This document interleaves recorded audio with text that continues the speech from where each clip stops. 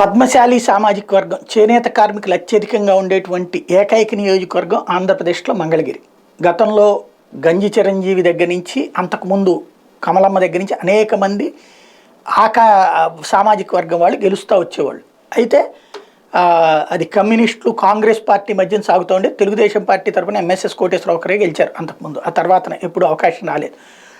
అయితే last trip Mangalagiri నుంచి లోకేష్ పోటీ చేశారు. అంతకుముందు 2014-19లో ఆళ్ల రామకృష్ణారెడ్డి పోటీ చేసి 2 సార్లు కూడా గెలిచారు. అంతకుముందు అతి తక్కువ ఓట్లతో 2 అంకెల ఓట్లతో మొన్నటిసారి భారీ మెజార్టీతో గెలిచారు.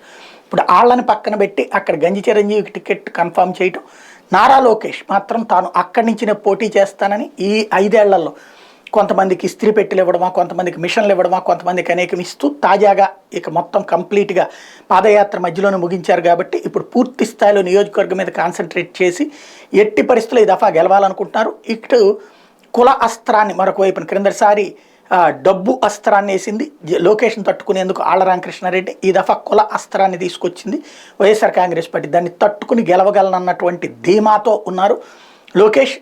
పోయిన చోట వెతుక్కోవాలన్నటువంటి ఆయన సంకల్పం మాత్రం గొప్పది.